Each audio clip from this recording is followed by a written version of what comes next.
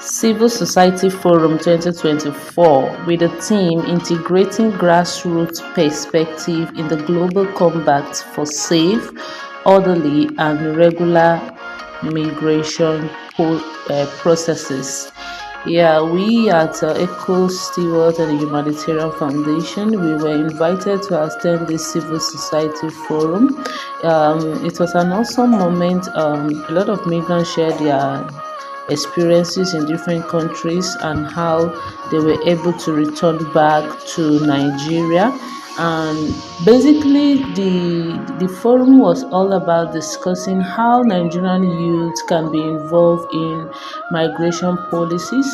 Do they really understand these policies? What can be done to reduce the Japa syndrome of Nigerian Blessing youth Abanile Chinazibiri. I'm the head of programs for the National Agency for Science and Engineering Infrastructure, NASENI, under the presidency. And it's all about Java, but very, very important. Thank you very much to our panelists. Sorry, ma'am, for murdering your name once again. Thank you to all our wonderful panelists on the stage. So we all know that migration is not just a statistics. It is a lived reality that has shaped lives, communities, and nations. In 2020, according to the UN, the number of international migrants worldwide reached over 280 million. That's a lot of number, with 48% being female, according to the population division of the IOM. Nearly 75% of these migrants were aged between 20 and 64, while an additional 41 million were under the age of 20. Fast forward to 2023, and migration pressures remain significant. These figures underscore the critical role of young people in migration dynamics, not just as those most impacted, but also as skilled drivers of innovative solutions and change. And it has led to movements such as the Japa movement. So very simple, this panel has a lot. Why should their voices lead to more inclusive and impactful solutions? Thank you very much, moderator, for that question. First of all, how many of us in this hall want to Japa as well? Okay. Including myself, I also want to Japa as well. So I'll start the response to your question with a story. So in processing the entire affair because he left with his family as well, right? And then the next question will be, why are you leaving? Because your organization is already getting funding and doing a lot of stuff. And then he said he's losing hope. There's no trust in the system, security that the future of his children will be secured, right? So he needed to leave. So to respond back to your question, the role of youth in strengthening migration policy, the thing is that there are a lot of uncertainty in the air, right? And I think young people are tired of this whole statistics of over 200 million people. 60% are young people within the age range of 18 to 30 or 35, as the case may be, whosoever is taking that narrative. But when you look at the core policy drafting role, the entire advocacy landscape and architecture in Nigeria is being driven by young people. But I would use the sector for which I am really involved in, which is climate change. A lot of young people are designing and developing programs around advocacy on climate change and a whole. But I'm not sure if there's anyone in this hall who have an idea of migration policy in the first place. So first of all, there's even lack of awareness in even policies around migration that would even support young people or a role that they have to play. But if you now look at what role the young people have to play, I think that you can only establish a role for young people if, first of all, we make the drafting of migration policy even favorable for them to even bring their voices. If you look at some of the regional conversations that we've had, for example, I was part of a team that put together a youth forum, right, by a notable organization for the Commonwealth. Because it's a youth program, they allowed young people to drive the process, right, from planning, identifying who the speakers are going to be, and also drafting what the program agenda is going to look like. But if you come back to the context of the migration convention that we're having and how young people can really play a role, like I've mentioned earlier, you don't even have young people in the They said in 2019 and 2020, over 50% of the population left for work reasons, for economic opportunities. So it is evident that one of the main challenges is that we're losing our best minds. Our best minds are traveling out, searching for better opportunities, searching for better places they can incubate whatever ideas they have. And that is one main challenge we have.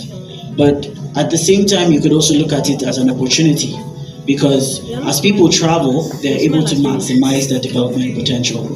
And when you're able to do that, you're able to come back and assist. You're able to come back and bring in ideas or best practices from other areas of the world that can be able to help. The way my colleague spoke about, we could also talk to each other.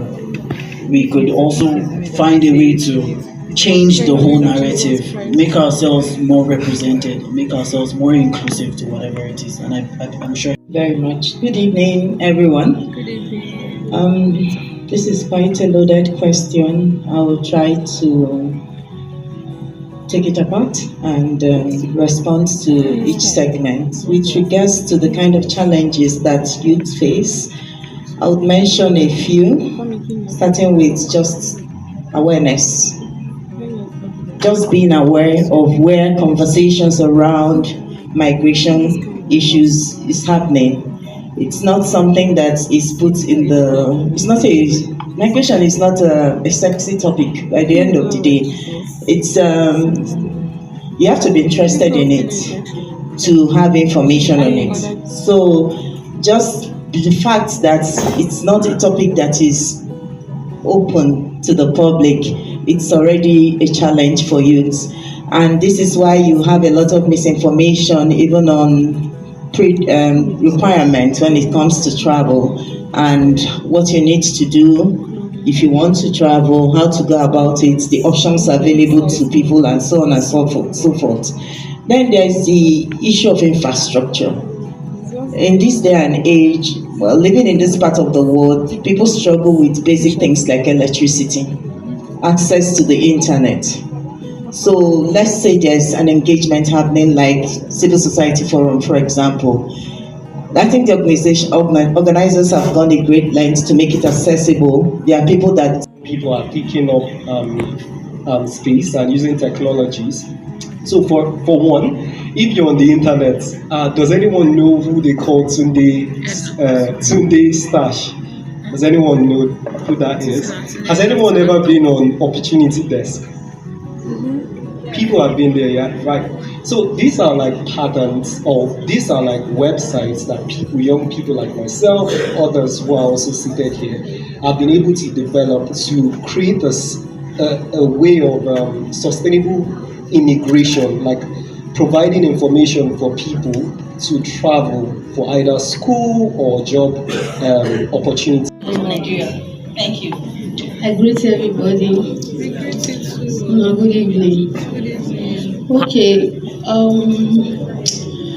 As I take travel, my friend now for hear the information from no be online, no be social media, no be anything. Now my friend I tell me about the travel. She say his sister dey Italy, so she fit sponsor our movement.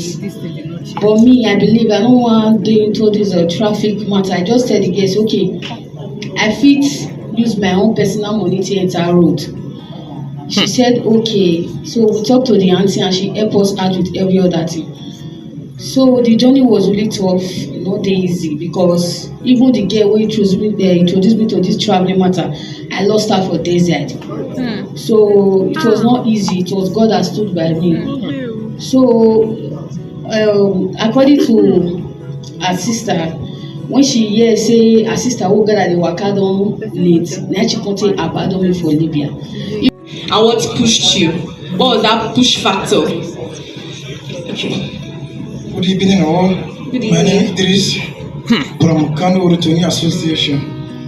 My experience as a person that once an immigrant cannot be said in a minute but never the less. It's a quiet experience. Since from home, base Kano to Agadas. especially from the agent by creating problem here and there.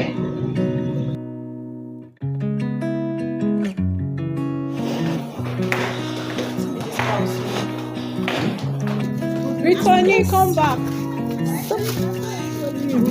I beg you.